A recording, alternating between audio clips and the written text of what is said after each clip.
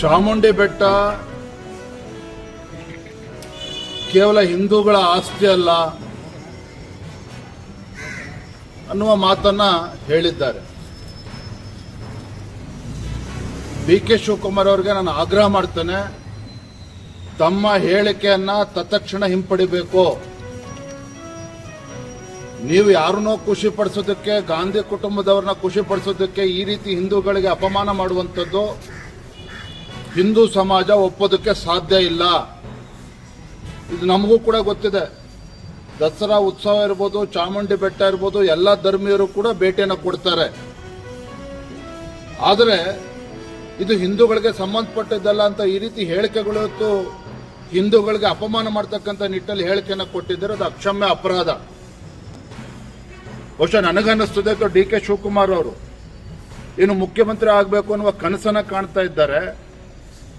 ಆ ಕನಸು ನನಸಾಗಬೇಕು ಅಂತೇಳಿ ಇವತ್ತು ಗಾಂಧಿ ಕುಟುಂಬದವರಿಗೆ ಖುಷಿ ಪಡಿಸೋದಕ್ಕೆ ಈ ರೀತಿ ಹೇಳಿಕೆಗಳನ್ನ ನೀಡ್ತಾ ಇದ್ದಾರೆ. ನಮ್ಮ ಪರಂಪರೆಗೆ ಧಕ್ಕೆ ಬರೋ ರೀತಿ ನಡ್ಕೊಳ್ತಕ್ಕಂಥದ್ದು ಧರ್ಮಸ್ಥಳದ ವಿಚಾರದಲ್ಲೂ ಸಹ ಅಷ್ಟೆಲ್ಲ ಅಪಪ್ರಚಾರ ನಡೀತಾ ಇದ್ರು ಕೂಡ ಬಾಯಿ ಮುಚ್ಚಿಸ್ತಕ್ಕಂಥ ಕೆಲಸ ಕಾಂಗ್ರೆಸ್ ಸರ್ಕಾರದವರು ಮಾಡೋದಕ್ಕಾಗಲಿಲ್ಲ. ಹಾಗಾಗಿ ಕಾಂಗ್ರೆಸ್ ಪಕ್ಷದ ನಾಯಕರ ನಡವಳಿಕೆ ಏನಿದೆ, ಡಿ.ಕೆ. ಶಿವಕುಮಾರ್ ಅವರಿರ್ಬೋದು, ಕಾಂಗ್ರೆಸ್ ಪಕ್ಷದ ಎಲ್ಲ ನಾಯಕರ ಈ ರೀತಿ ನಡವಳಿಕೆಗಳು, ಹಿಂದೂ ಭಾವನೆಗಳಿಗೆ, ನಮ್ಮ ಧರ್ಮದ ವಿಚಾರದಲ್ಲಿ ಅವರ ಹೇಳಿಕೆಗಳು, ಇದನ್ನ ಭಾರತೀಯ ಜನತಾ ಪಾರ್ಟಿ ನಾವು ಬಲವಾಗಿ ಖಂಡಿಸ್ತೇವೆ. ನಾನು ಮಾನ್ಯ ಡಿ.ಕೆ. ಶಿವಕುಮಾರ್ ಅವರು ಈಗಲೂ ಕೂಡ ನಾನು ಆಗ್ರಹ ಮಾಡ್ತೇನೆ, ಇವತ್ತು ಚಾಮುಂಡಿ ಬೆಟ್ಟದ ವಿಚಾರದಲ್ಲಿ ನಿಮ್ಮ ಹೇಳಿಕೆಯನ್ನ ಹಿಂಪಡಿಬೇಕು.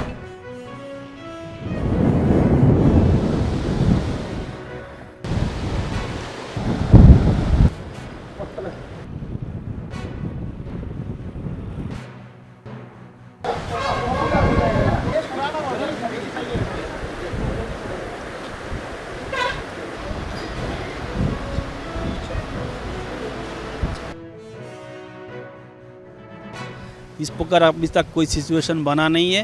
कुछ दिन पहले इस नदी में पानी ज़्यादा था, आप लोग अब देख सकते हैं कि इसमें अभी पानी थोड़ा कम हो चुका है, तो पैनिक होने का कोई ज़रूरत नहीं है। और यहाँ से लगभग 45 किलोमीटर दूर पे 5 NDRF का एक टीम वहाँ पे भी तैनात है, और रायचूर जो डिस्ट्रिक्ट है वहाँ पे भी 10 बटालियन का और एक टीम है। उसके साथ साथ यहाँ पे एक फायर सर्विस का भी टीम है।